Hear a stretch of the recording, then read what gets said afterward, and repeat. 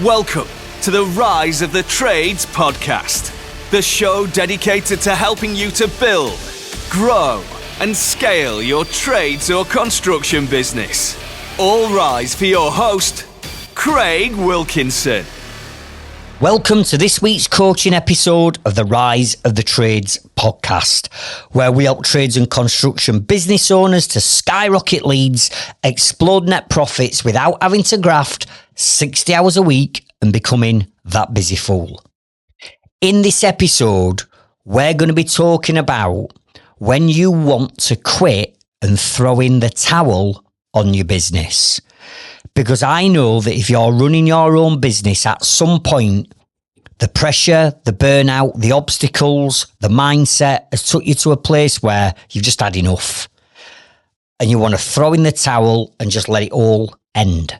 Now, I've been there, and in this episode, I'm going to be sharing with you some of my lowest points that I've hit on my 32 years of being in business, but I'm also going to be sharing with you how I pulled myself out of that mindset, didn't quit, thankfully, and continued to build the success that I have today.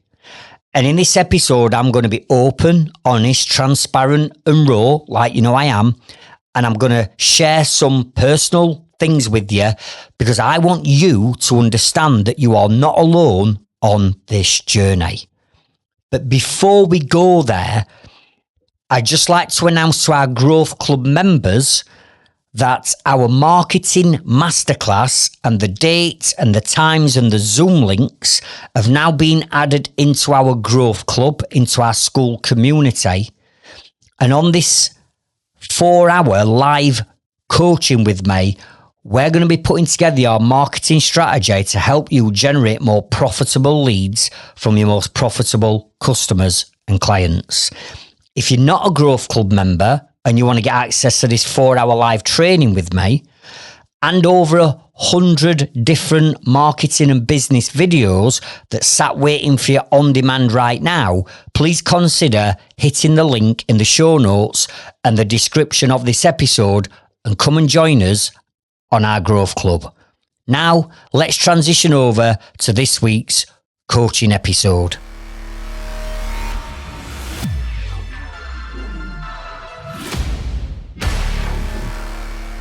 Running your own business has got to be one of the most tough-ass industry, the construction industry.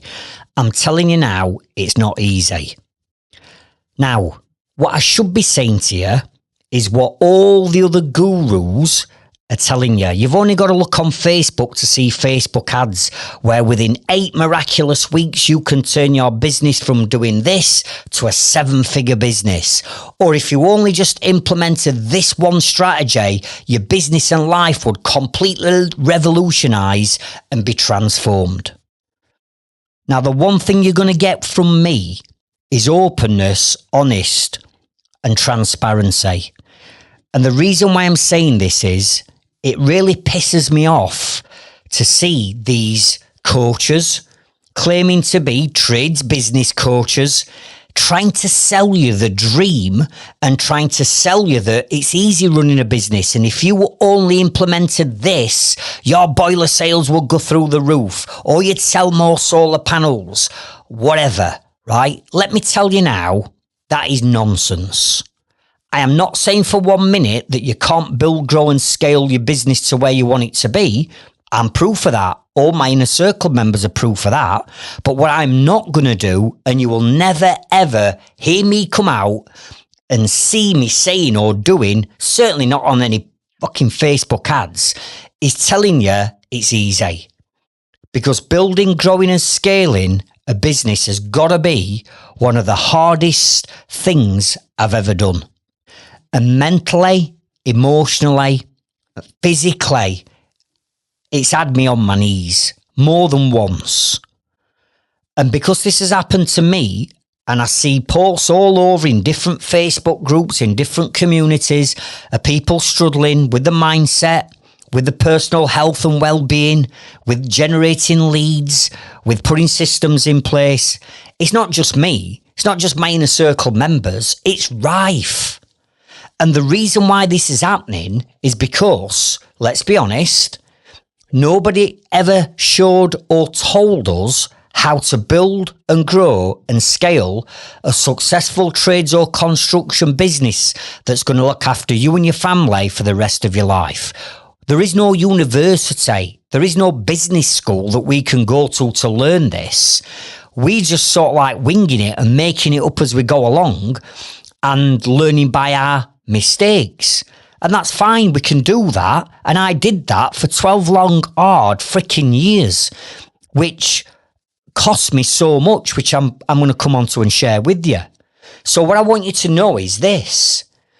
If you're feeling burnt out, if you're feeling under pressure, if you're feeling you've got that gut-wrenching, churning feeling where you can't sleep at night because this is going off or that's going off in your business, or you're arguing with your husband or your wife or your partner because money's tight, or you've not got leads coming in, listen, I've been there and probably sacrificed more than what most people listening to this episode will ever sacrifice in going through that.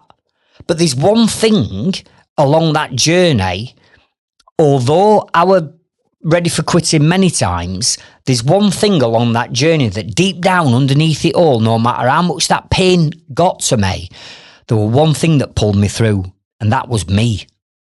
Because I genuinely believed that deep down I would make it.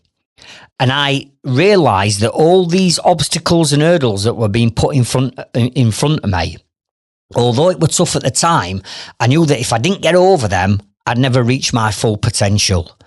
And I understood that for me to get to where I wanted to be, I'd have to do what other people aren't prepared to do. And that's what I did. Here we go. Fast forward 32 years. The rest is history. I made it. I finally achieved time and financial freedom. But if I had £1 for every time I thought about throwing in the towel over them 32 years, I'd have been a millionaire years ago. But I didn't. Because all I did was kept winging it and doing the same thing over and over again that didn't work. So all I was getting is the same results. Something had to change. So in this episode, we're going to walk through what are some of the most overwhelming areas of business that I know you're encountering, whether that's now or in the future, that you need to be aware that something's coming, there's an obstacle coming. And I'm going to share with you what them 10 things were for me, and the 10 things, it's the same 10 things I see with all my inner circle members, right? It's these 10 things. So we're going to explore that. Then what I'm going to do is I'm going to share with you some of my experiences that did bring me to my knees. And I'm going to be honest with you and share these with you. And then we're going to finish off with the 5 things that I did and the 5 things that I teach my inner circle members to do to get rid of this overwhelming feeling that you want to throw in the towel. And if you're there right now, listen to this episode in its entirety. Because the only way you're going to get rid of these feelings and these emotional feelings of failure or limiting beliefs or self-sabotage, the only way you're going to get rid of them is by putting the right strategy in place and doing something different to what you're doing now. Because if something was working, you wouldn't be experiencing these feelings that most of you will have got now. And I say most of you because I'm being honest, I've coached over 30,000 business owners. And the vast majority of them have all been at a point at some point in their journey where they felt like throwing in the towel. And for many people, they have done. And that's such a shame because many of them have come years down the line. And if only they got the strategies that I share in these episodes and listen to this episode, then maybe, just maybe, they might have took a different decision. So grab your notepads, grab your pens. I am going to be dropping in some other episodes that I want you to go back and listen to at the end of this episode, right? Which will give you a bit more clarity on some of these points. But grab your notepads, grab your pens, let's get stuck in.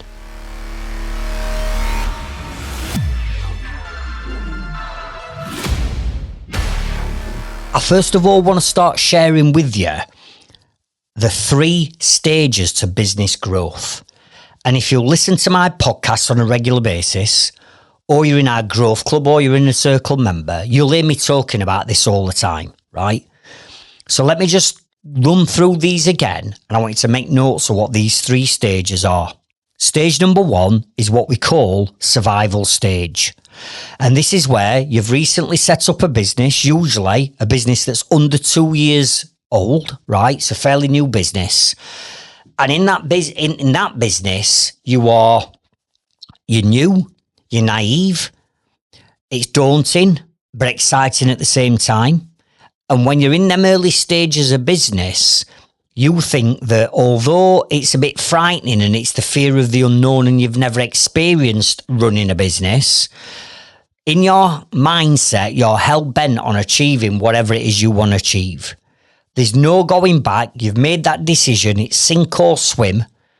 And you're in them early years. And in them early years, you're going to make loads of mistakes. Loads of mistakes. Now, if when I was in my survival stage, which would have been between 1994 and 1996, those 2 years, had podcasts been available and all this coaching and all this free knowledge you can get hold of, I probably wouldn't have made all the mistakes that I made, but none of this were available back then. And this is why in today's modern digital age, if you're listening to these podcast episodes now and you're taking in all the strategies I share with you and you start implementing them, particularly when you're in survival stage, you'll not make all the classic mistakes that everybody else has been making. So in survival stage, it's about putting food on the table, paying your mortgage, paying your rent, feeding your kids, and just surviving and getting through them first 2 years. But something happens during them first 2 years. And what starts to happen is you start to get a bit of wool on your back, get a bit of experience, start learning by them mistakes.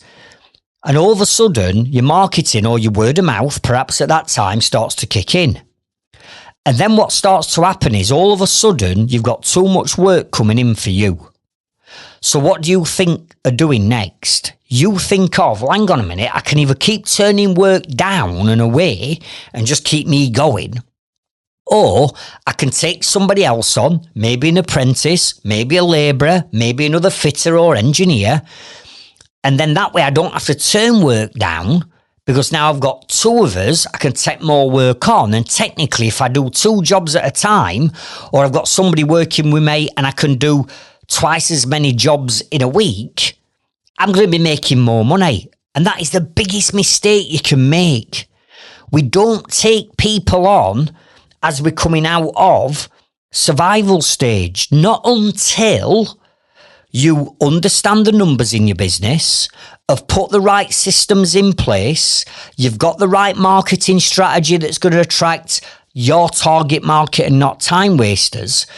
Once you start to put this in place, then we take on a team. But we don't do that, do we? Neither did I. What I started to do is I'm thinking, well, hang on a minute, this is me growing my business. I'm getting really busy here. I've got too much work coming in for just me.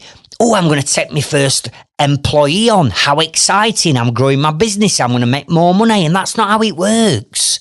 Not unless you've got the right marketing strategy and you're generating the right leads. Those leads then go into systems such as Leadzilla or ServiceMate. And then off the back of that, we understand the numbers in his business so we know we're making profit. We don't do that, do we? We just take staff on.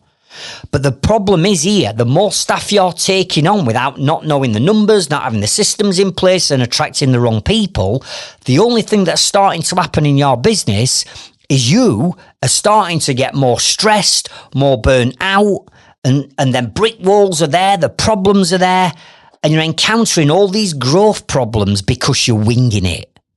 You're winging it with no strategy. You're just taking on more work because you're busy and you think you're making more money. And that is not how it works.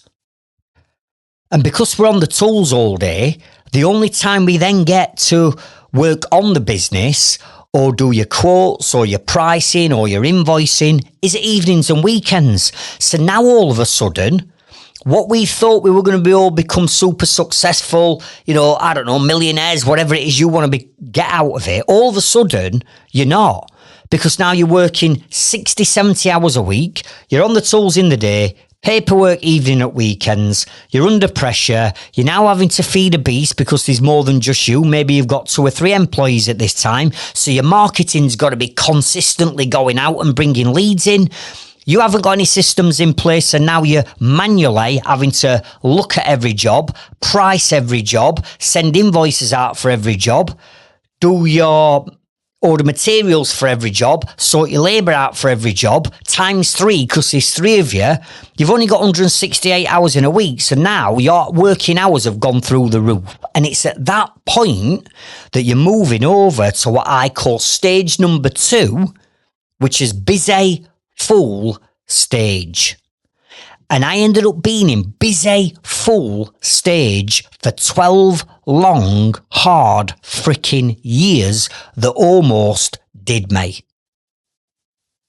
Now, if you follow what I share with you in these podcasts, or you join our growth club or in a circle, what we want to do is, if you're in stage 3, busy full, you've got to learn the strategies to get you out of that to take towards stage 3.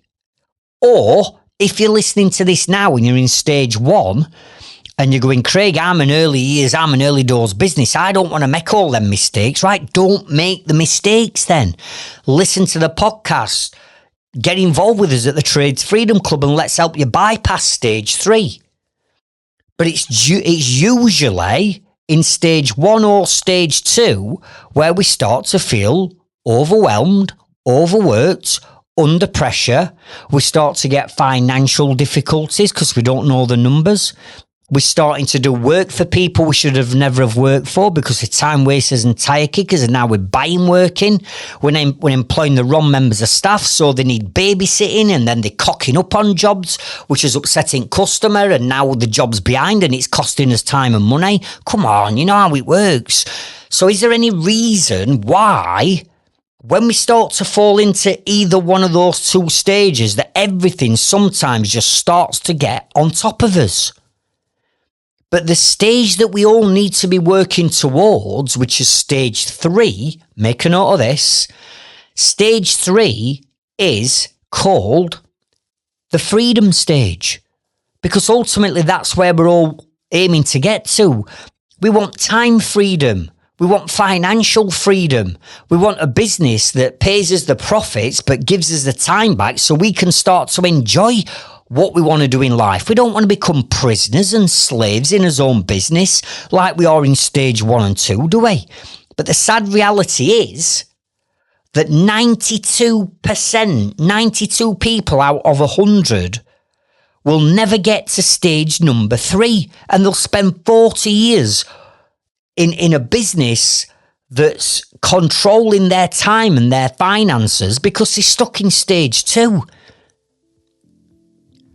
And I'll tell you now, people don't quit the businesses when they've got to stage 3. I would never quit my 4 businesses because I'm time and financially free from all 4 businesses. So why would I quit? But in stage 1 and stage 2, flipping heck, I wanted to quit every fucking week. Why? Because I got it all wrong. And what I'm here to say to you is, number 1, if you're feeling overwhelmed and feeling like throwing in the towel, packing it all in, the amount of times I used to say to my family, do you know what? I just want to pack it all in, stop these plates from spinning, give myself a bit of headspace. I don't want to feel anxious like I am all the time. I just want to take a job. Just pay me a job. Just pay me 200 quid a day back then. I'll earn £1,000 a week. I'll get my holidays paid for. I'll get a pension. I'll get all this. I just don't want the fucking stress anymore. And the times where I were at that point where shall I do it? Shall I just quit? But again, deep down, I knew that Craig Wilkinson, somewhere along the lines, had got it in him. And I am not a quitter. And for everybody who knows me now, you know that I'm like a dog with a bone. I am relentless in pursuit of success. I never, ever stop. But I've got the right strategy now. in stage 1 and stage 2 all them years ago when I were winging it without the strategy, that's what made me feel like I want to quit. So write this podcast episode number down, and I want you to go and check out this episode at the end of the one you're listening to now. And it's way back to episode number 2. And it's called The 3 Crucial Stages of Business Growth. Warning, avoid stage 2 at all costs. Now, in the next chapter, I'm going to be walking you through what I consider to have been the 10 most difficult areas of my business that gave me the most amount of problems and challenges. And it's not just the same 10 for me, because as I've already said, I've coached over 30,000 people. And these are the same 10 things that crop up repeatedly every time. And if we don't get top side of these 10, we're going to stay stuck in stage 2 busy fool forever.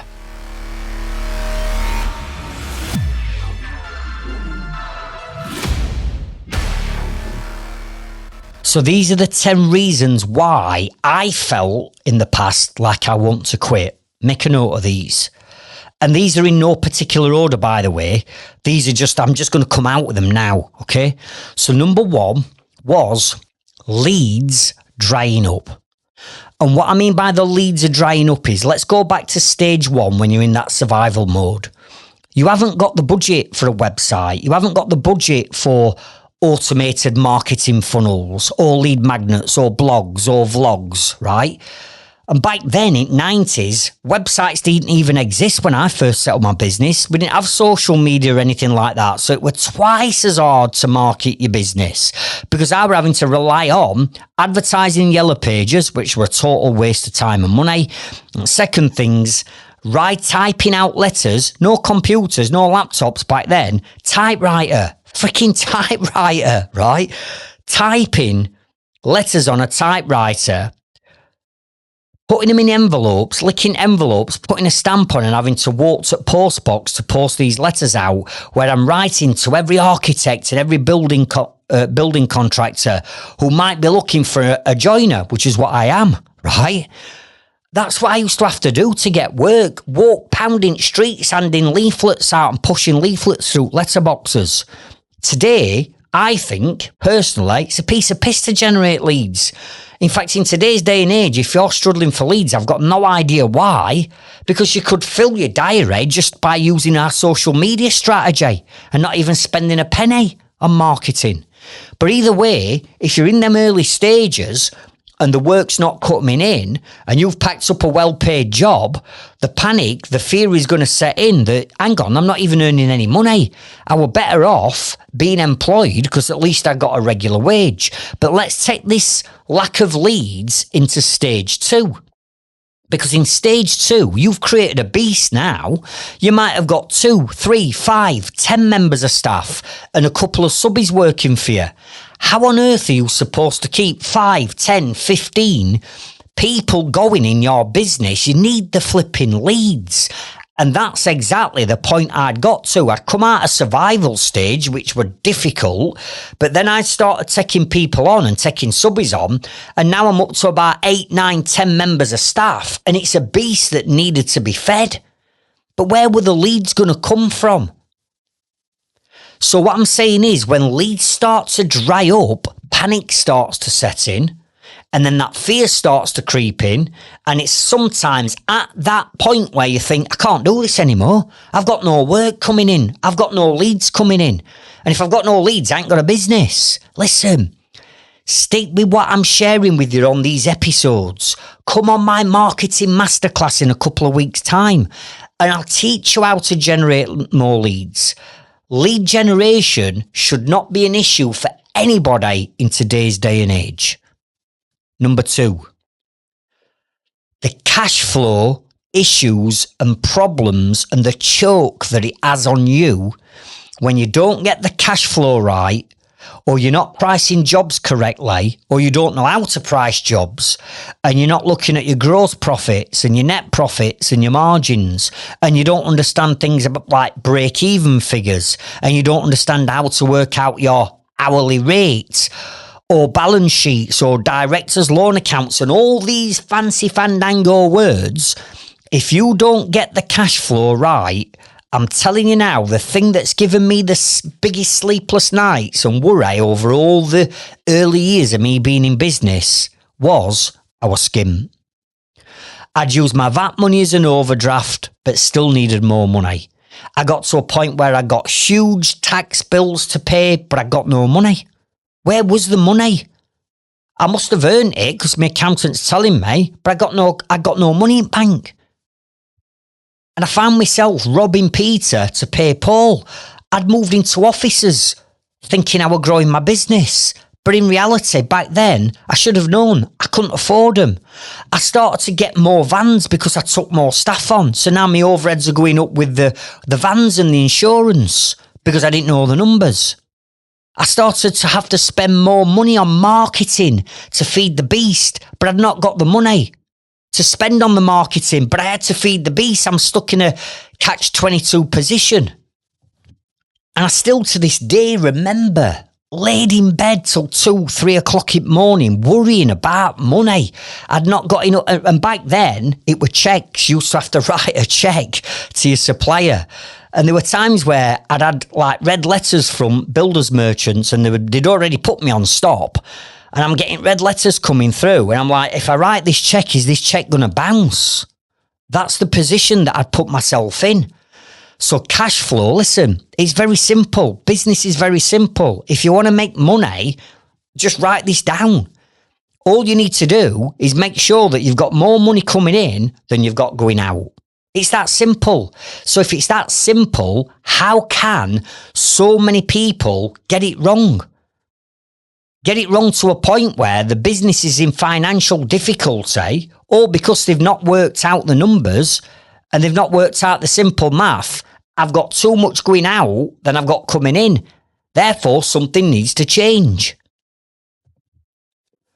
Number 3, when you're in stage 2 in particular, you have got no time whatsoever. You see, you set up a business to be able to have some more time, yeah? And enjoy life and enjoy what you're doing. But as you've grown your business without any strategies or any systems or anything like that in place, all that starts to happen is your working hours go up. Because now you're looking at 3 times as many jobs. You're having to then do 3 times as many quotes. You're having to do 3 times as many deposit invoices. You're having to do 3 times as much ordering materials, 3 times as many customers to communicate with, 3 times more labour to sort out. But you're on the tools during the day. So again, when do you do it? Evenings and weekends. And then what starts to happen? You've got no time. You're packing your hobbies that you've loved doing. You start to clap on weight. You start to eat shit. You start to do what I do, and that's drink too much, right? To try and null the pain, right? So all of a sudden, you've got no time. You've got 168 hours in a week, and if you could work 168 hours, you still wouldn't have enough time left.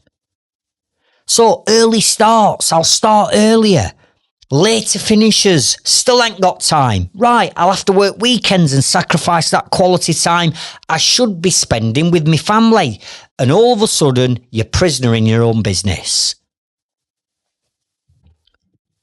Number 4, you're doing everything in your business. You are a one-man or one-woman army. And the reason why you're now doing everything in your business, such as you're doing your own surveys, you're doing your own quotes, you're doing your own invoicing, you're on the tools, you're answering your own phone, you're dealing with your own emails and WhatsApps, you're dealing with paying your suppliers, you're dealing with all your marketing, you're dealing with recruitment, you're trying to put systems in place. Listen, you're doing everything. And the reason why you're doing everything is because you've now moved into stage 2 and you haven't got the time to train anyone else up. You haven't got the money or the cash flow to train anyone else up. So all that starts to happen is your hours are going through the roof because you're having to do everything in your business because there's nobody else in your business that can do it. You're the only person who knows you can do it. And then you come to a realization that, hang on a minute, I think running a business you're supposed to work a lot of hours, aren't you? You're supposed to be under pressure. You're supposed to do all this yourself. That's what you're doing, it. And you start to condition yourself to act and behave and think that you've got to work 6-7 days a week. No, that's just got prisoner wrote all over it. Number 5, no one gets you or understands what you're going through. And even though you've got probably lots of mates that you can talk to or go out for a drink or go to match or whatever you decide to do, if they're employed, they are never going to understand the pressures that you're going through running a business. And although your husband or your wife or your partner tries to support you, they still don't know what goes through your mind. They don't understand the pressure that you're under. And a lot of the times, some people can try and hide that from the partners because they don't want the partners to know what a shit show it is behind the scenes, or do the opposite, which is what I used to do, which is just confide and tell my wife or ex-wife and an existing wife now everything that were going off, that then puts pressure on them. So now they're worried, they're stressed, they're staying up sleepless nights, and as you fall asleep, they woke up worrying about money. And then that causes what? Relationship problems and arguments at home, and then cracks start to appear in relationships, right? All because you're trying to do this yourself and you've got nobody that understands or you can speak to.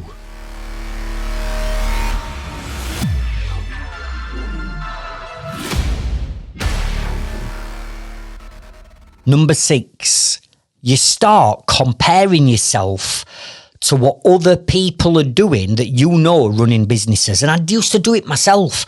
I'd start to compare myself to other building contractors or other joinery businesses or other sparkies or plumbers or roofers that I know. And I look at it and I used to think on face value, they're absolutely nailing it. And this is before social media, right? This is before we had access to everybody's lives and businesses. And I used to look round, I used to pull up at timber merchants or builders merchants to load van up 7 o'clock in the morning. And then other people will pull up and they've got a brand new van. Or they've got new members of the team. Or they've just moved into some new offices. And they're all smiles. And you can hear them talking about all this work that they've got on and how they're growing the business. And you all of a sudden, when you start to see this happening, start to question, what am I doing wrong? How comes they're doing what they're doing? But behind the scenes, here's me working every hour God sends. I'm making no money. I'm trying to market my business and I'm feeding this beast. How comes this is not happening for me? What am I doing wrong? Are they just lucky? Is it one of them kids who every time they do something, they just seem to hit gold? And you question, you start to have limiting beliefs. And even more so now, is it compounded with social media? Because back then, I used to see vans driving round and there might be someone on a job round corner from me or bump into me in builders merchants. But now, flipping heck, you've only got to go on Facebook and everybody's got the perfect life. And come on, I'm telling you now, probably 90% of that is bullshit. It's just this perception that people want to give off for whatever reason or ego they've got. And I'm telling you now, I'm serious, I'm telling you now, I've already said that 92% of business owners ain't got a clue what they're doing. And I can back that up with stats and numbers and figures. So this is not made up, right? I'm telling you now, 9 out of 10 people out there are faking it. And you're looking at that thinking, ooh, they're doing well. Let me tell you now, they're in exactly the same position as you. On face value, they might have got a nice car.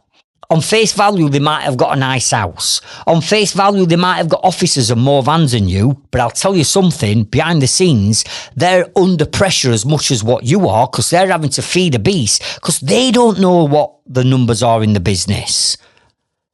So we start comparing ourselves and we can't do that. You're not in competition with anyone else. You're only in competition with yourself. Number 7, your team is unreliable. Your team will drive you freaking nuts if you don't get the right team. So you take on subbies who don't care. They don't care about the it's not their job.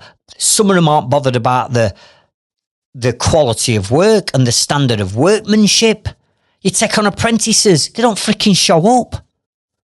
Or you feel like you're babysitting grown-ass adults because they're on phone every 5 minutes. What do I do here? What do I do here? I've run out of timber. I've run out of this. Can you go and pick me this up? Can you fetch me this? Customers asking this question. I don't know what to tell them. It's like, what? Do you want a nappy? Are you such a baby that you can't make decisions that you want a nappy? Right? But this is not their fault. This is your fault. Because you've taken on the wrong people and you've not gone through the 4 foundations to building the ultimate team. So now you're left under pressure, spinning all these plates with a team that actually are costing you time and money and stress. Write this down. There's only 2 reasons why, write it down. 2 reasons why you employ anybody in your business. Whether that's an employed member of staff or a subby. And the 2 reasons are, number 1, to make you more profit. Number 2, to save you time. So if you've got subbies or employed members of staff on books now that are not making you profit and certainly not saving you time because they need babysitting, what the hell are you doing? They're costing you time and money. And that's exactly what happened to me. I built this huge team, 17, 18 people in my team, right?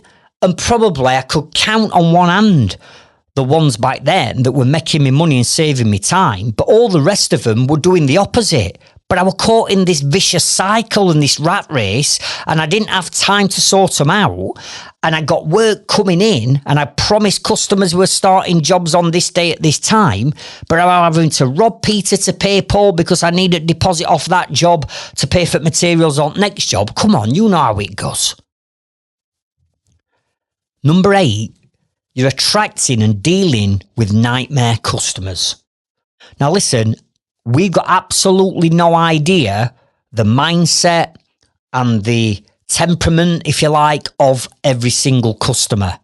We can't determine that, but what we can determine is the type of customers that we attract to our business by getting our marketing and our branding right and our messaging right. We can attract the right customers. But back then, I didn't know how to identify my target market and the 9 characteristics you need to do that. I had no idea.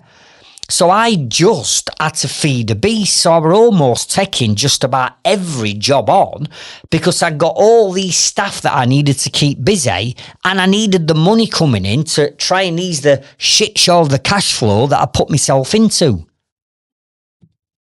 And you may well be doing the same, where you're attracting time wasters and tire kickers. And the people that want the world from you for a 200 quid job, and they want it doing yesterday. And then you pull out all the stops, and then they're ghosting you on your invoices because they've not paid your invoices. They're not answering phone, or they're trying to haggle you down either before job started or after job started. And all this lot starts to grind you down because all of a sudden you want to do a good job for someone and you're prepared to do it. But you're now working for nothing because by the time they've paid you that and they've got you down on price, by the time you've paid yourself or your team or your materials and you've took your overheads into consideration and we've looked at your gross profit, by the time you've took your tax and your national insurance off or your self-assessment tax or corporation tax, you're left with nothing. So why even bother doing the job? If you're not going to make any money out of it when everything's paid out, why don't we just save that time and don't do that job and reinvest that time into learning how to establish your target market? But I didn't know this. So all of a sudden I got nightmare customers and a nightmare freaking team. Number 9, you don't know what to do next. You know something has to change and you know something's got to happen, but what? because now you can't see the wood for the trees. There's too much going off. There's too many plates spinning. So what's your next move? Because we haven't got a business plan, whether that be a 12-month plan or a 90-day plan. We've got no clarity and a clear direction of where we're heading because your head's just a mess. And all you seem to be doing is firefighting and putting out fires. And because you're now working 70 hours a week and you're under pressure and you're stressed and you've got money problems and leads aren't coming in right, or you've got a dodgy team or whatever's going off, or a mixture of all of that, like it was with me, all of a sudden you're left at a crossroads where you start to go, this feeling is not right. It's too uncomfortable. I don't mind, going through the grind in business, but for me it were 12 years. 12 long god freaking years I were doing this for before the penny finally drops and I realised I needed help. But where do you go for help? What's your next move? What's your next turn? What's the next path that you need to go down when all these plates are spinning? You have got no idea. So the logical thing in your head is to say, I'm packing in. I'm packing in. I've had enough of this. This pressure, the way in which I'm feeling, I'm emotional, all this lot, all these feelings that you're getting that are hitting you at the time where all this lot's happening, and you decide at some point, I can't cope, something's got to give.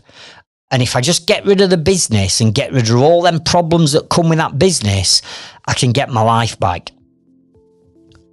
Which then leads us over to number 10, which is doubting yourself. And you know what it's like when all this kicks in and that emotion's taking over, we start to make decisions based on emotion and not logic. And that's exactly where I was. Where I'm sat there going, Craig, you've given it your best shot, mate, right? For whatever reason, it's not working. Maybe it were a mistake to go even into business. You've been doing it for 12 years. You've just got to resort to your facts that either you're going to be a busy fool for the rest of your life and you've just got to go through this, or you pack it all in and just go back to getting a job. And there's that little self-sabotage and negative self-belief and negative self-talk that starts to creep in. You get that little devil on your shoulder chirping in your ear, and you start to listen to it because of the emotional state that you're now in. And I swear I have been in that position hundreds of times. I'm not exaggerating. Over 12 years, got to a point where every single week I'd had enough. I just wanted to throw in the towel and let all that pain and everything just grind to a halt. But something deep down underneath that all kept telling me, Craig, don't give in. Do not quit. There's got to be something out there that you can do. There's got to be some kind of change or help or support or something that's going to get you to that next stage. Unbeknown to me, I was stuck in stage 2 for all them years, not even giving any thought to what stage 3, this freedom stage, might look like, because I was just knee deep in shit, day in, day out.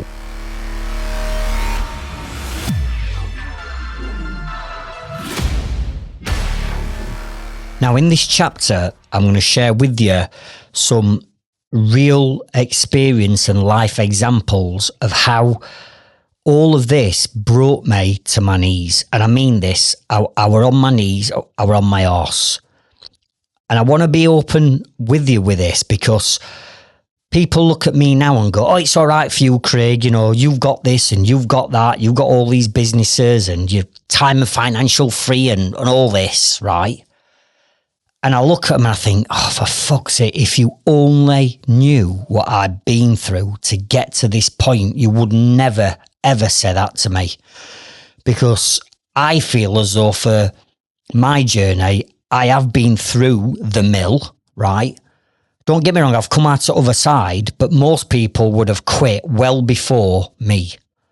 So I just want to share a couple of examples, all real life, all true, or what happened to me, because I think if I share this and you know some of the things that's happened to me and you're going through this now, hopefully this will be inspiration to show you it doesn't matter how low you get and no matter what happens, there's always a way out.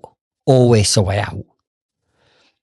Now, the first one, which is the one that's probably cost me more than anything, is my marriage. So I set up this business back in 1992. I was 23-year-old. I went self-employed as a joiner. And at 23-year-old, I was married with 2 young children and a mortgage around my neck at 23, which I know is early, but that were our choice. So here's me grafting every hour God sends in this business to build a better quality of life for me and my family, or I thought I was. And coming home and offloading everything that were going off in my business and everything that were going off in my head to my wife. And I realised that were a mistake, but I had to get it off my chest. So we were skinned.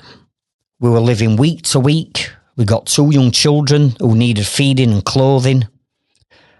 And the business was just consuming everything. I was in stage 2, right?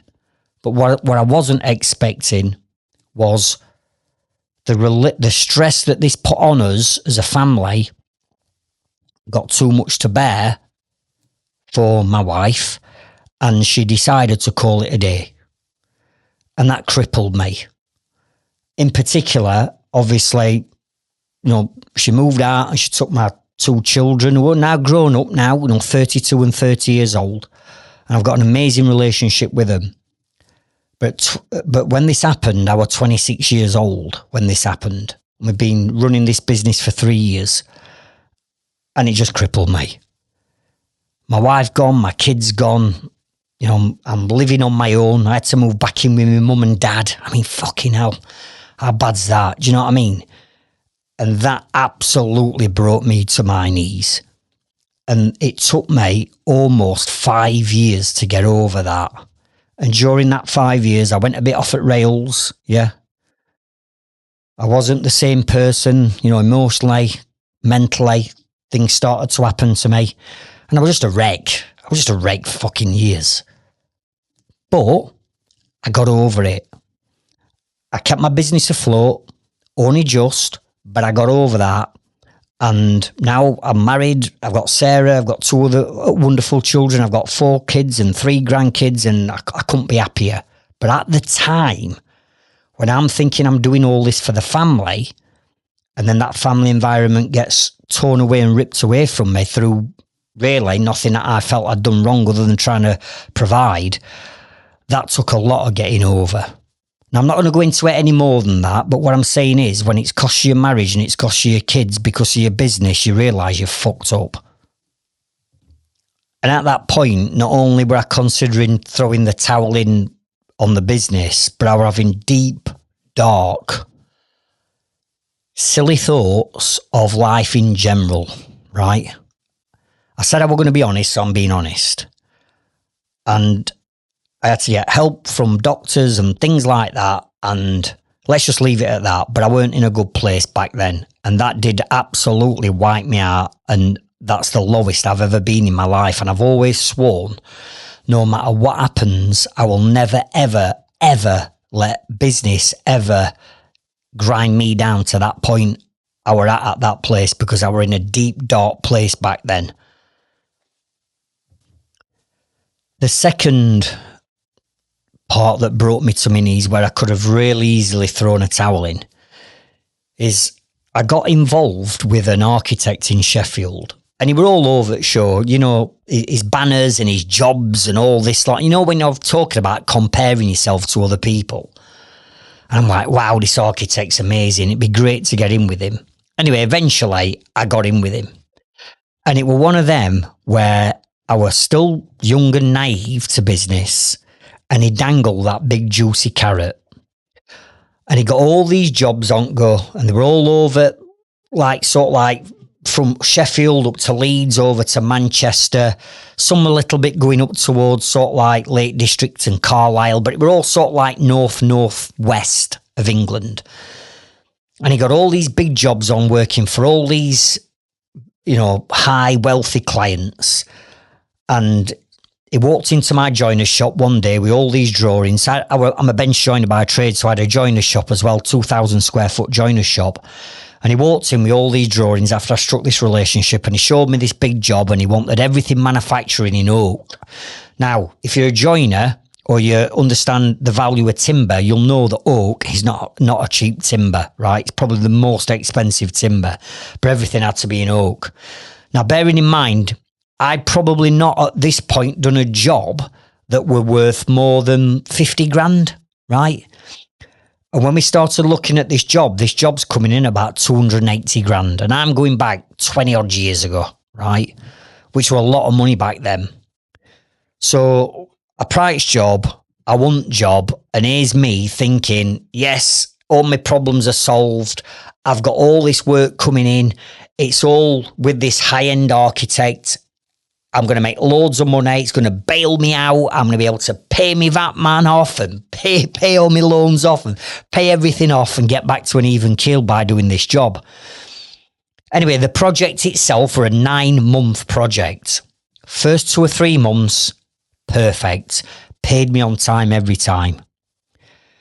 Got to about month 4, payment, I was sending invoices out. Payments were slow coming in, and then I'm having to chase payments and chase them.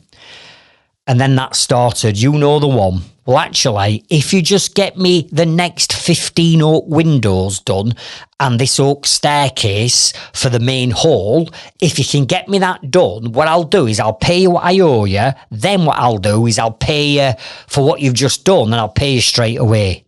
So what did I do? Like an idiot. I said, oh, okay, fair enough. So here's me bringing all this oak in to our joiner's shop, having to pay for it 30 days later. Then we're manufacturing everything. Then we're sending it out to site and fitting it. So now when mum start line, he now owes me 80 odd grand, which were a lot of money for me back then. Payment not come in. And then he dangled carrot again. Listen, I'm ever so sorry, Craig, but if you can just get me this done and run me up skirting board and architraves and dado rails, if you just do that, I'll get you paid up. So now we're up to 100 grand. And then out at blue, I got a letter from liquidators saying that this architect had gone into liquidation and he owed me 100 grand. £100,000. 20 odd years ago. And I'm like, how the hell am I going to survive this? I didn't even know what liquidation were back then. I had to go to a liquidating meeting that basically told me that he'd gone pop and his businesses he'd gone to wall and they owed me all this money, but it was the bank and the HMRC and the VAT man that were going to get their money first, and if there were anything left, it'd get divvied up. Well, I got nothing. So now not only am I in a bit of a pickle before I started this job, I'm in even bigger of a pickle now because of what's just happened to me. And at that point, having come off the back of a divorce, at this point, I'm back on my knees. And I'm back thinking, how the hell am I going to get out of this? What am I going to do? And my accountant's saying, well, you might have to do this and you might have to do that. I'm like, no, I'm not doing that to people. I'm not going to pull the plug on this business. I'm not going to be a failure. Whatever I need to do, I'm going to work my way through it. But again, it were another instance where young, naive in business, no strategy, no payment terms, no terms and conditions, none of that were in place. And to come back and bite me like that, and then I'm told, well, it's going to take you 10 years of trading to get that back. Yeah, you're going to have to trade for another 10 years to get your money back just to catch up. And I'm like, I know, but what am I supposed to do? Because I'm not pulling plug, and I didn't. But again, I'm on my knees, and I've got people who I owe money to. I've got my suppliers that I owe money to. I've got wages to pay. I've got subcontractors to pay. It were an absolute nightmare.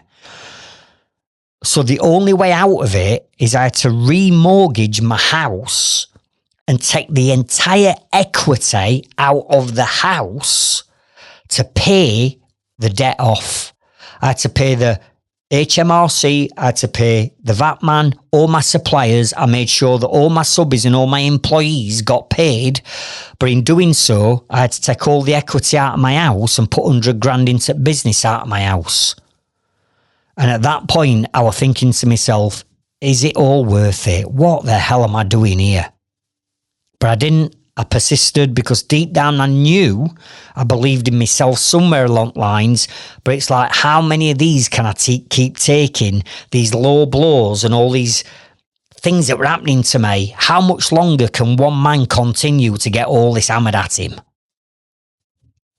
And the third and final one I'm going to share with you is, whilst I'm in that period of having to remortgage house, we're working for another building contractor, and we were doing a job. And if you probably don't know Sheffield, but if you have been to Sheffield or you're from our neck of woods, you'll know that there's some affluent areas in Sheffield called Ranmore and Fulwood. And we were doing a big extension, big wraparound extension and a loft conversion on this massive property up at Fulwood and Ranmore. And the builder wasn't paying me. The builder had delegated all the joinery works to the customer. So I'd given the builder the prices. The builder had given our customer the prices, and the customer were paying me direct, right? So we've done all this work, got all this money owed out again, and we're just about at quits here, right? I don't owe money out, but I've got no money left in bank. I'm breaking even. And it was back when people used to write checks. So this customer owed me 22 grand. Not a lot in grand scale of things when I've just had someone take me for 100 grand. But again, 22 grand were a lot of money. But most of that money was for labour. Because I was behind on paint subbies, and I got a massive wage bill every week, and I needed this check to land. And we used to pay our wages on a Friday. And I'm thinking, if the money doesn't come in on the Wednesday, if the check doesn't come in on the Wednesday, I can't bank the check because it takes 2 to 3 days to clear. And I need the money cleared in my bank account ready for Friday, because I promised everybody that I'd pay you on Friday. But I was relying on the 22 grand check coming in. So I'm driving up a lane called Abbey Lane in Sheffield, heading towards that job, when the phone rang, and it was my wife, Sarah. And she says, "Where are you?" I says, "I'm driving up Abbey Lane. I'm going to a job." She says, "You better pull over." I says, "Why?" She says, "Just pull over." So as you go up Abbey Lane, you're driving up between two forests, if you like, two big woodlands. So there's lay-bys either side. So I pulled up in lay-by and I said, "What's up?" And she says, "You're not going to believe it." I said, "Go on then, what's up now?" She says, "Check's bounced from the customer." I'm like, "What?" "This has come from customer, not the builder. I'd expect it to bounce from builder, but the customer." Says, "Yeah, check's bounced." So that meant I got no money to pay my wages and my subcontractors, and I were already behind on subbies. I got no money on that Friday to pay any wages. And I kid you not, while I'm in this lay-by, pulled up in my van, and I'm not ashamed to say it, I just broke down crying like a baby. I've got my head on my steering wheel in a lay-by on Abbey Lane in Sheffield, 30-odd-year-old grown-ass man, crying and sobbing like a fucking baby because this cheque had bounced, and I got no money to pay my labour. And when you never missed payments on your employed members of staff over all them years, I always made sure they got paid. All right, the subbies might have to wait a week or two till the job was finished, but I was never one of these to mess people around with the money, ever. And it was the first time ever I got to be in a position where I couldn't pay my lads. And that absolutely broke me. And I was going up to the job to have a meeting with builder.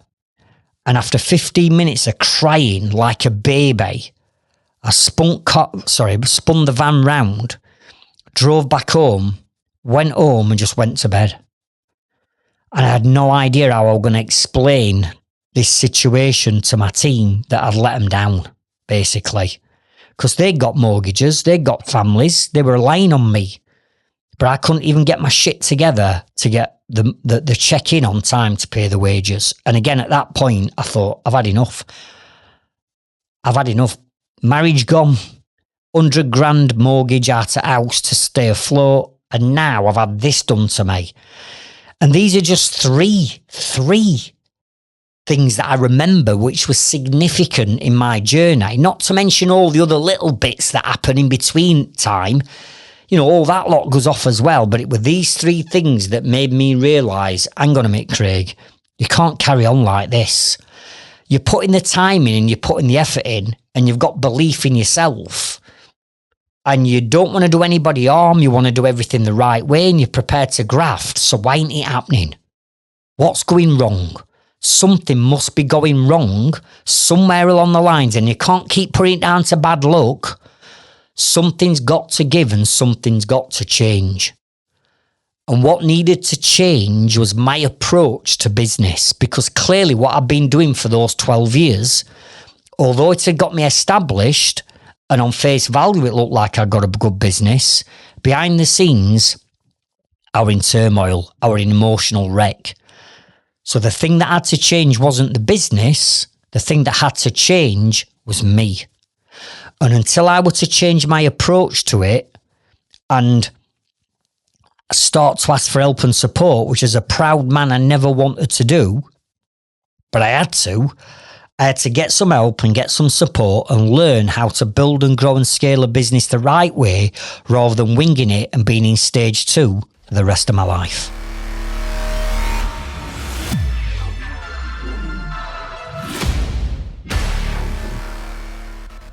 Okay, Craig, so if that's where you were, how the hell have you got from being there on your knees to where you are today? Well, listen, I started off at the beginning of this episode saying it's not easy. And again, all these people who are promising you a quick fix, listen, if building, growing, scaling and selling a business, setting you and your family up for the rest of your life were that easy, every mofo will be doing it. But they're not, are they? So it's not easy. However, you can give yourself the best chance of doing it by following the 5 steps that I went through and the 5 steps that I teach my inner circle members, particularly those that might have had a bit of a knock or the confidence is down a bit or they've had a few low blows and they're on that verge of questioning, why am I doing what I'm doing? Because listen, when business is good and everything's going in your favour, life's amazing. Business is amazing. There don't seem to be any problems around. But let's not be naive that much to think that you're going to go through the next 10, 20, 30, maybe 40 years of business with everything swimmingly well, is it? You're bound to hit obstacles and problems and circumstances are going to change, business and personal, that might come along and knock you off tracks. So it's these 5 things that I did to get me from being in stage 2, that ultimate busy fool, being in my arse, being on my knees, right, wanting to pack it all in and having dark thoughts, to where I am today. And I'm going to start, number 1, with the single most important area of business and life. And if you listen to my episodes or be coached by me, you'll know that this is the actual ultimate of ultimate. This is the key to unlock everything. Now, what I'm about to share in these 5 areas, if you are not in tune with this or you've never heard of this before or you've never dipped your toe into it, you might be thinking, oh, what a load of bollocks. Because honestly, when I started learning all about this 18 years ago to change my circumstances, because I got a negative fixed closed mindset at that time based on my experience of what business had done to me, I didn't believe any of this. I thought, what a load of nonsense. What, I do this and I do that and things automatically change, do they? Yeah, they do. When you develop a growth mindset. So the key to unlock everything, number one, is you've got to change your mindset. It's mindset. It's the key to unlock everything. If you've got a negative, fixed, closed mindset, then you're never going to achieve anything. But if we can shift and change the mindset and shift and change the way in which we approach business by thinking and being and doing things different, which takes a mindset shift to do that, then we can shift and change and do anything. And that's exactly what I started to do 18 years ago. Actually saying to myself, do you know what? What I've been doing's got me to where I am now, and I'm not happy with the position I'm in. So I've been working myself to death and working and grafting harder than anybody else, but I've been doing it in the wrong areas.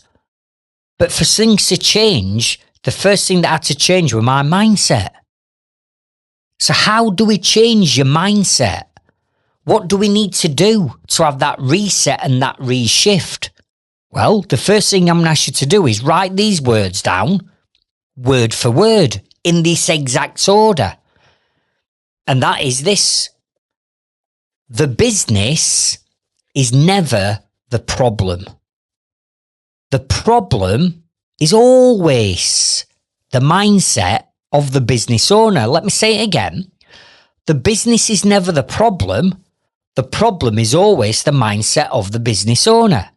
So how can it be when people join my inner circle, which is my 12-month marketing and business program where I coach you live, how can it be that all the people who join my inner circle join with problems, challenges, obstacles and hurdles, whether that be they're not generating enough leads, they're not making enough profit, they ain't got systems in place, they ain't got the right team, whatever. How can those people join the inner circle on day one and 12 months later have grown their businesses by 300, 400, 500, 600%? Because the business is still the same. If they're a plumbing and heating company, they're still offering boilers and service or care plans and repairs. They're still doing that. The business has not changed. But what has changed is their mindset on how they approach and do things within their business.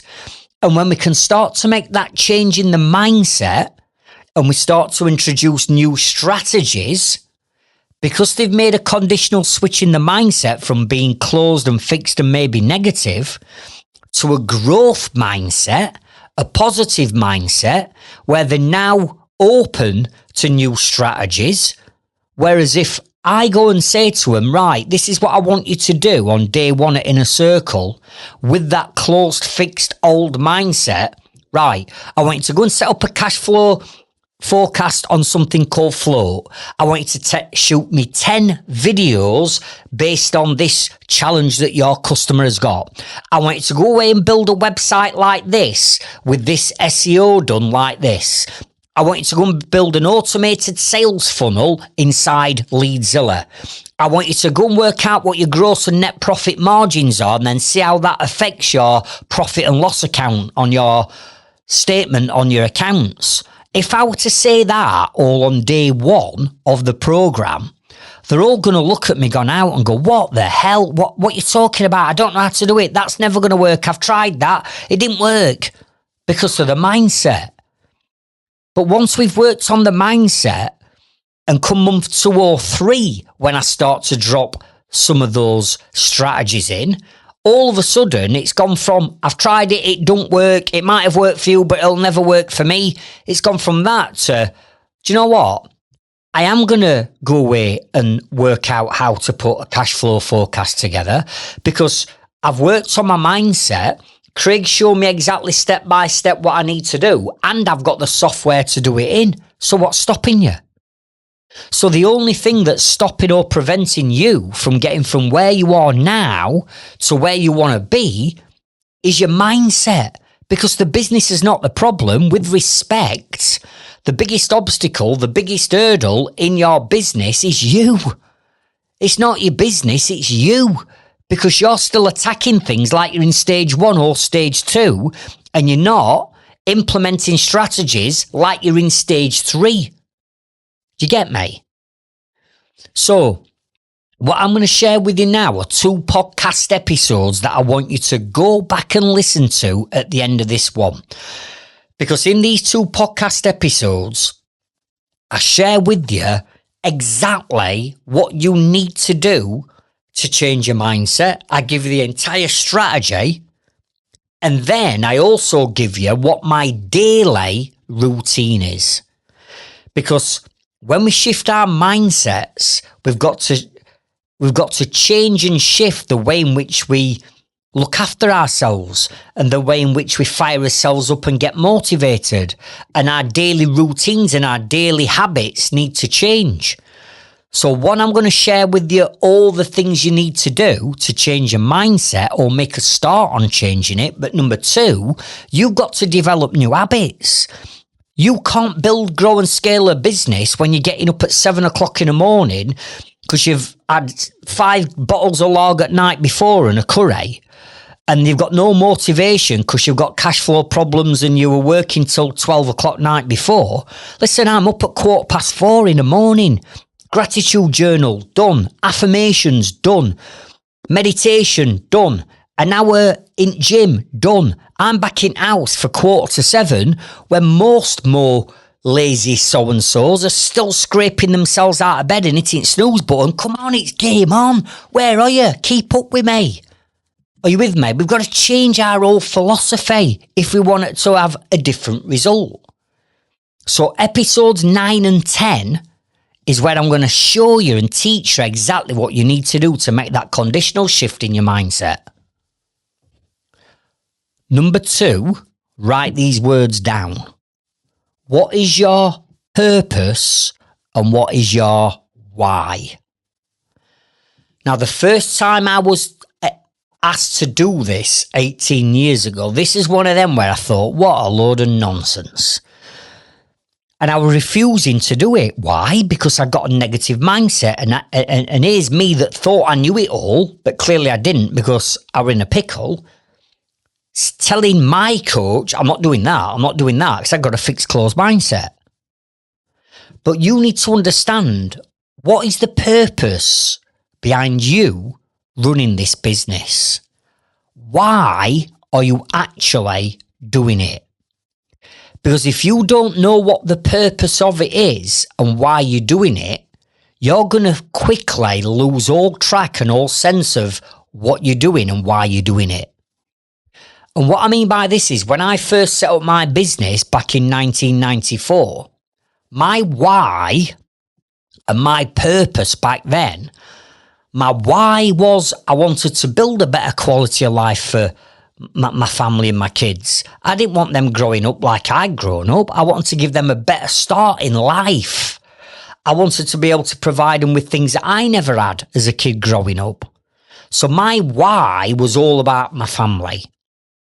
But the purpose behind why I was doing it wasn't just for that. I wanted to prove to myself that I could be successful. I was fed up of taking orders from my employer and I wanted to be my own boss. I wanted to create my own destiny. I wanted to create my own path in life. So that was the why and the purpose behind me setting up my business initially.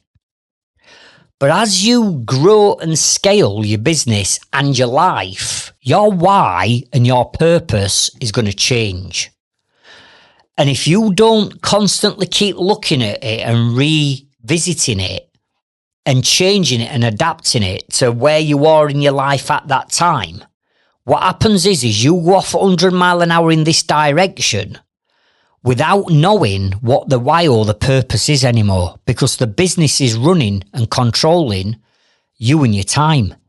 And before you actually stop to take stock of where you're at, that why and that purpose that you once had has now completely changed. But because you've never revisited it, there's a massive disconnect now between why you're doing what you do and the purpose behind it compared to what the future should look like. Example, I've just said what my why and my purpose was on day one, but when I got mixed up in all these problems and challenges and everything else that I've just been through with you, all that lot I forgot about because I was dealing with the day-to-day firefighting and the shit I had to deal with in my business every day. So I'd lost sight of the why and the purpose, and I was just trying to get through every day and every week. Do you get what I'm saying? But the thing that underpins it all is the purpose. What's the purpose of doing what you're doing and why you're doing it? Because in all honesty,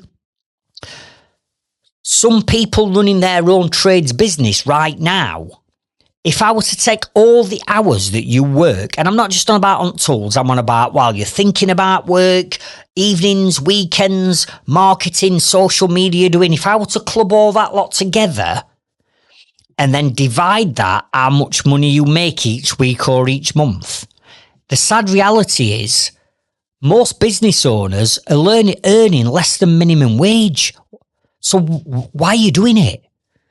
And when I say this to people who start my inner circle, let's look at how much you're earning.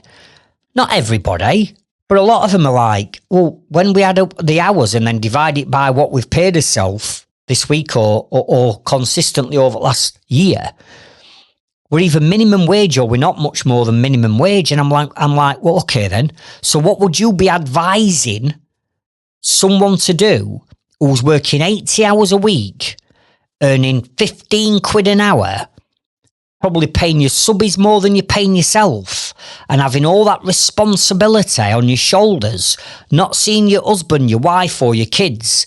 What would you say to that person when in actual fact they could go to a supermarket or work in a fast food restaurant and probably earn the same amount of money working 40 hours a week? What would you tell that person? And they're going, and then they say, well, I'd tell them don't do it. I'm like, well, so why are you doing it? What do you mean? Well, why are you doing it? What's the why? What's the purpose? And everybody has to stop and think. And as soon as they stop and think, I know for a fact that they've lost it. They've got no clarity, no vision, no clear direction of where they're going. The business has consumed them and the business owns them. If you were to say to me now, Craig, what is your why and what is your purpose right now? My why and purpose is not the same as what it was on day one, because I've grown as a person. I've got life experience. I'm older. At the time of recording this podcast, I'm 54 years old. So my why and my purpose now, first and foremost is for my family, like yours should be, right? In the fact that I want to build generational wealth for my family. For my grandkids, I've got 3 amazing grandkids. I want to be able to do something where when I'm gone and past, whatever I'm building, I've got a legacy and it moves through my family. That's one of my whys.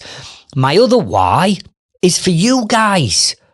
And I've said this many times. I don't want you to go through what I've been through in 32 years to get to where I am today. I don't want you to go through a divorce. I don't want you to be ripped off by 100 grand. I don't want you to be pulling up in laybys and having dark thoughts, right? There's no need to do all that in today's day and age. When all that help and support is out there, there's no need for you to make them classic mistakes. So I'm doing what I do now to help you guys. So that's my why. But right now, again, at the age I'm at, and listen, I'm going to be honest with you. I'm on this podcast to be honest. I've been honest, haven't I? My purpose right now is longevity, right? Because since 8:50, I'm going to open up here. Since 8:50, something's messed my head up. And what I mean by that is, all I keep thinking now at 54 years old is, I could have another 20 years left in me on this planet and I'm done. 54, 20 years, 74. I could be 74, 75, 76, 71, 81. And then I'm gone. And I'm like, I might have got 20, 30 years tops left in me. What the hell have I done with my life? And all I'm thinking now is, I want to be around as much as I can. For my family, for my friends, for my loved ones, for you guys. I want to be around. I don't want my life and chapter to be over at 74 years old. I want to see my grandkids and my great grandkids grow up. I want to get to know them. Are you with me? So I've got this thing in my head at minute whereby I've got 20, 25, 30 years tops, right?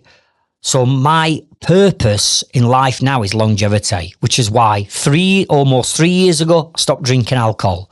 Why at 54 years old now, I've got a six pack.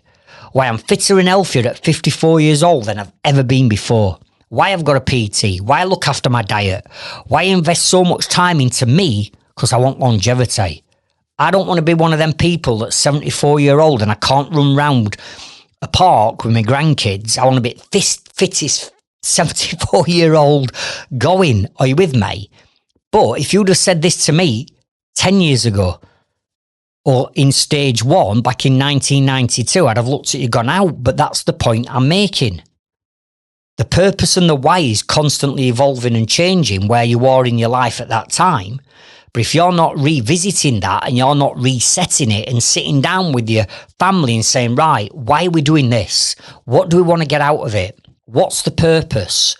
Because you will quit on yourself. You will say, oh, I'm not going to gym today, right? I cannot quit on myself because I've got longevity hanging over me. What gets me out of bed at 4:15 in the morning is my purpose. It's longevity. Get out of bed, Craig. Get to that gym. Come on, let's have you up. Boom, I'm up. Because I'm always pulling on my why and my purpose. So you'll quit on yourself, but I can't quit on my kids. I can't quit on my grandkids. I can't quit on longevity, can I? So that's what pulls me through when times get tough.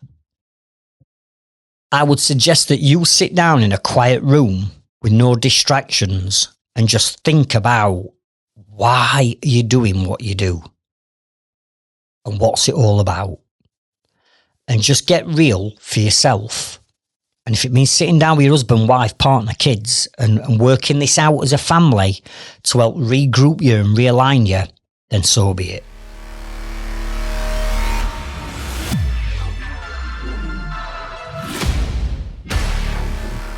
The third thing I did, and what I'm going to suggest you do, surround yourself with winners and a positive circle of influence. And what I mean by this is, back then, you can imagine how downbeat, negative, moaning, groaning, bitching, whining, complaining about my circumstances because life had beat me down. And my business had beat me down. So I wasn't in the best place. So therefore, I was a bit of a mood vampire, right? Negativity just bred around me. And if negativity breeds around you and you're doom and gloom and negative and moaning and groaning and bitching and whining and complaining like I used to do, what energy are you giving off to other people? You're giving that negative energy off. And energy is like a magnet. It attracts. So if you are a negative magnet with negative energy, the vibration of negativity is going out. What can you expect back if you're a magnet? Negativity. So I'd realised that all I'd done is surround myself with people that were in a shit situation as I were in their businesses and lives. I was hanging around with these people and we were all sort of like wallowing in self-pity, and it were almost a race to see who had the worst business, who were the worst in debt, who had the worst amount of lead generation. It were like fucking crap. And then I got introduced to networking 18 years ago, and I'm like, what is networking? And it's like, well, you go to a networking meeting in a group and you meet other people and other business owners. I'm like, I don't need that. I've got enough mates. What do I want all that crap for? I don't want any of that. But I took myself outside my comfort zone because I knew that something had to change. Remember, my approach up to now had not worked. And I started networking. And first 2 or 3 networking meetings I went to, I absolutely hated them because it took me outside my comfort zone and I'm having to be nice to people and I'm comparing myself to all these what I thought was hugely successful multimillionaires. They weren't. They were just same as me. But the difference is They got a positive outlook on business and life, and they wanted to help and support me. And for the first time, being involved in this networking group, I started to think for the first time, these are people that get me. These are people that understand me. These are people that have got the same challenges in business as I've got. Finally, I can speak to people without being judged. And all of a sudden, I realised I've got this circle of influence that I could tap into, and it started to change me.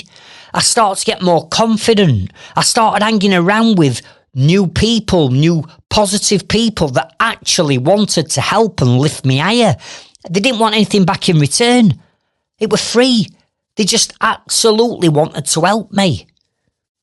So going back to what I was saying earlier about you're on your own, if you put yourself in a position in business where you are on your own because you're not networking or you're not in what I call a positive circle of influence and you're surrounding yourself with winners, then you're never going to get that help and support you need. Then all of a sudden, these people started introducing me to this person and then that person, and doors of opportunity started to open, and I started to feel happier and more confident and more positive. And then what starts to happen, then if you're a magnet and you're more positive and you're happy and you're helping people in life and not expecting anything back in return, what starts to happen with that energy? It turns into a positive vibration. Therefore, what do you attract more back to you of? Positivity. It's not difficult, this. So after networking for a year, I was a completely different changed person because I was surrounding myself with winners and getting rid of all the negative doom and gloomers in my life. I had to let them go, and that's okay. You can let people go, and you can change your circle of influence. And this is why the Trades Freedom Club and our culture sat behind it all is everything's positive. Don't get me wrong, there's people that need help and support and they'll ask for help and support because this has happened in the business. But in general, you don't get judged. When you're in our free Facebook group, you don't get ripped to IL if you put a picture of you working and you get absolutely hounded and ripped to IL and bullied like you do in some of these groups. Everybody's positive. Everybody wants to see you win. And when you start surrounding yourself with a room and a circle of influence of winners, and you can learn and see what they're doing, and whatever's working for them, they're prepared to tell you what's working for them so they can help you achieve them same results, then all of a sudden things start to change. Go back to these podcast episodes that I record. I give all the strategies away for free on these episodes. I don't charge any money for sharing all this because my why and my purpose is to help as many people as we can avoid the challenges that I've had to go through and the classic mistakes. Well, I can't do that by just giving you bits of information. I unleash everything on you. Surround yourself with me. Surround yourself with my contacts. Surround yourself with our Facebook group. Surround yourself with our growth club. Surround yourself with our inner circle members. We're all here to help and support you, and that is priceless. Step number 4 is implement proven new strategies into your business, right? Because again, going back to me, although I was working ridiculous hours and doing it with the right intentions and integrity to myself, my business and my employees and subbies, I didn't want to let them down. I was doing things the right way, but I was working hard, right, without strategies. And without the plan, without the strategy, without the right techniques and tips and tools, you're not going to get to where you want to be. And it's when I started, if you rewind on what I've just shared with you, one, I started changing my mindset and started changing my daily habits. 2, I started to get to understand what my why and my purpose actually was and why I was doing what I was doing. 3, I started surrounding myself with all these other business owners that never judged me, that had the same problems as me, but actually were there for me to talk to and started sharing knowledge with me. What I did is I thought, hang on a minute, I've got all this knowledge. I've got all these people saying, oh, you need to go away and do this. And have you tried this? And let me introduce you to this person because they can help you do this.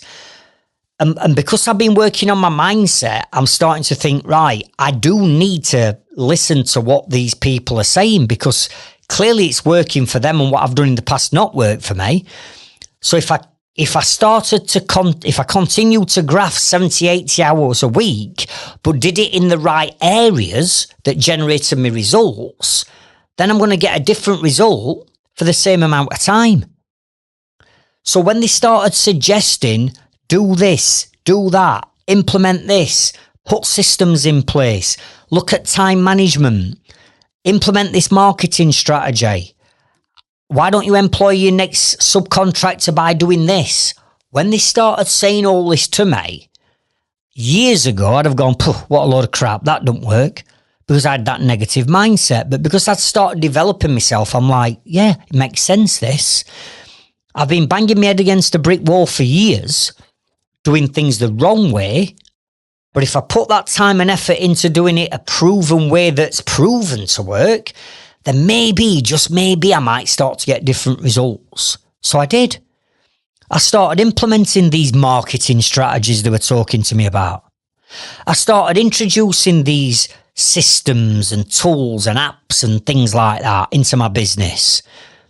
I started to become a better leader to my team and started bringing staff in on with a different strategy.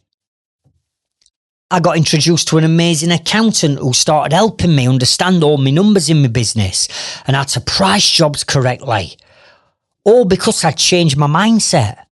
And then all of a sudden, not overnight, because business, you can't build a successful business overnight. But over a period of time, I started to see results starting to come in. Like my time started to come back. Like then systems and all them automated text messages and the way I price jobs changed. I started to make some profit for the first time, but I understood where the numbers came from. My team started to change and we moved on a lot of the people that weren't buying into this new business and this new Craig Wilkinson. We let the negative ones go. We replaced the negative joiners and plumbers and plasterers and tilers with positive ones. And then all of a sudden, things started to change. And I'm like, this is flipping brilliant. And I didn't do anything different other than change my mindset, surround myself with the right people who started to help me. And the more I saw the results starting to trickle in, the more I thought, I'm going to continue to do this, which kept reinforcing that positive mindset. Now, you've got this podcast, all of it for free. But somebody will be listening to this and going, that'll not work for me. That'll not work for me. I've tried that and it didn't work in the past. Yeah, because that's because you're in stage 2 and you were winging it. But if you actually take action on what I share in these episodes, I'm telling you now, you're going to get a different result.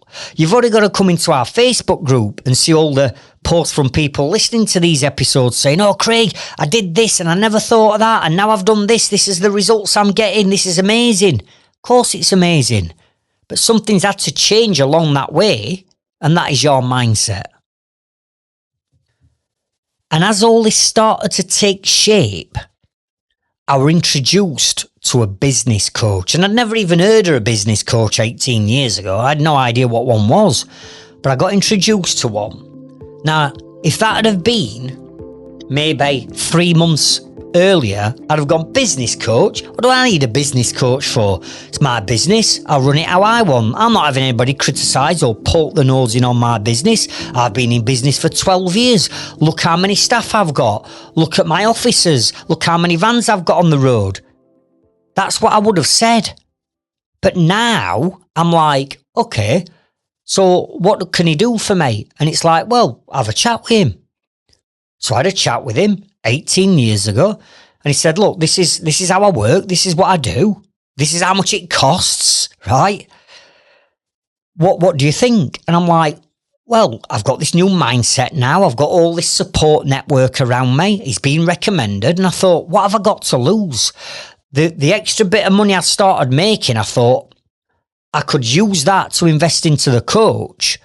And if the business coach hopefully works and I do the work he tells me to do, then I'm going to obviously recoup that investment 10 times over. So I took the business coach on. And I worked with the business coach for 2 years. And within that 2 years, we completely changed my business around. To a point now where 2 years later, I'm serious, go and listen to my episode number 1 of this podcast where I go back a bit through my journey. 2 years later, I'm working a day to 2 days a week with 3 to 4 days of my time free. Why? Because we put the right systems in place. We brought the right team in to run the business. Now I'm not answering phone. I'm not dealing with emails. I'm not doing the quotes. I'm not doing the surveys. I'm not on the tools. I've brought office staff in. I've brought foreman in. I've got a general manager doing all the running of the business.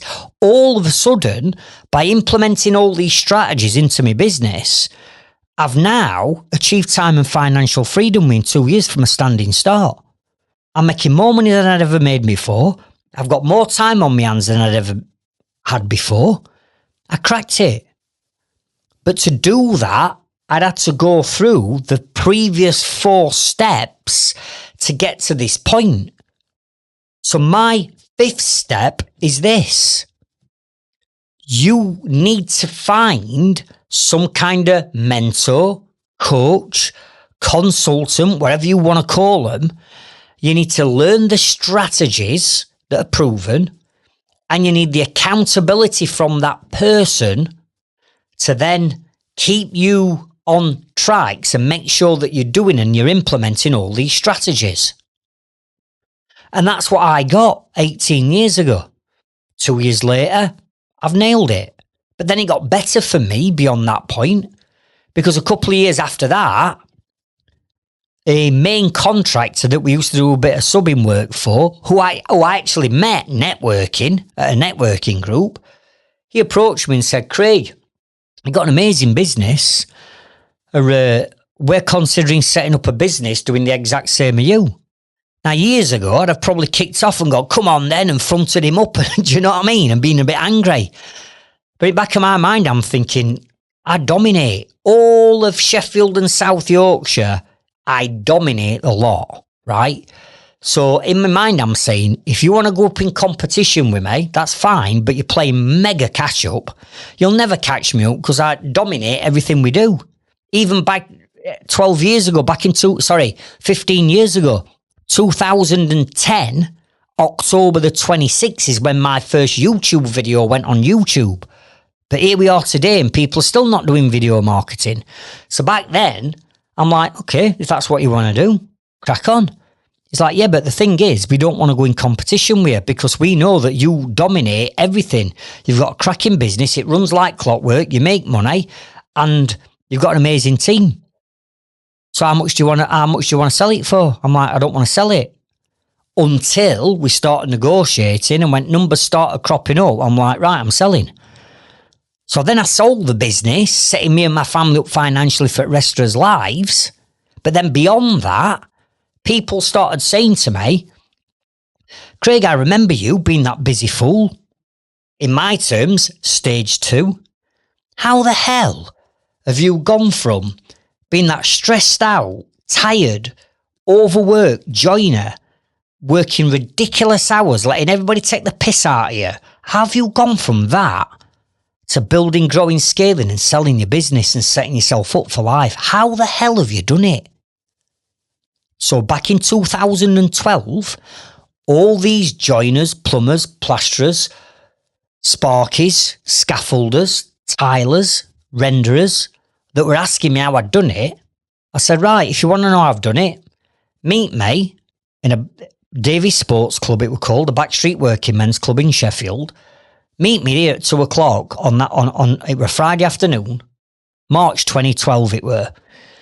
And I'll show you. And I'd never done anything like that before. Again, taking myself outside my comfort zone. And lo and behold, 20 of them turned up. I said, right, sit round this table. Here's what I'm going to do. First thing we're going to do is network, because you lot all know me, but you don't know each other. And the value that we've got in this room together, just with 20 of you, I'm like, Bill, you're a builder, and I know for a fact you need a new sparking electrician. He's a sparky, he's an electrician. There was an architect that came. I know you want a good builder. So that's Bill, he's the builder. And if Bill gets the work, Bill, you give all the electrical work to them, give all the plastering work to them, give all the joinery work to them, give all the roof. And all of a sudden, we kept all the work between that group. And then every month they came back, said, right, what do we do next, Craig? I'm like, right, we need a business plan. Come and meet me on Friday, 2:00, same place. I'll teach you how to put a business plan together. Right, done that, what's next? Right, now we need a marketing strategy. Following month, right, do that, what's next? And just in my spare time doing this, I started changing business owners' mindsets, changing their businesses, which meant it was changing their lives. And that's when the Trades Freedom Club were born, back in 2012. And since then, we've helped over 30,000 trades business owners do the exact same. So, I started off at the beginning of this episode by saying, if you're struggling, I understand. I've shared with you the 10 main reasons why people struggle. I've shared with you 3 of my lowest of the low points in my life and business, but I've overcome them. And now I've shared with you the 5 things that I did and I teach to get you out of that rut and to where you need to be. So I don't want anyone listening to this episode saying, I can't do it. I've tried everything. It don't work for me. I've had a low blow. Everything I do turns to shit. It's all right for them. Everything they touch turns to gold. No, it's not that. What needs to change is your mindset. And if you follow the 5 strategies I've just shared with you at the end, along with the podcasts I've already alluded to, I'm telling you now, you can start to make a conditional shift and change today. Not tomorrow, not next week, not next month. Why wait? If you've got this far on this episode, make that shift today. Enough's enough. Out with the old, in with the new. So I'll catch up with you on next week's episode and I'll meet you at the top. Thank you.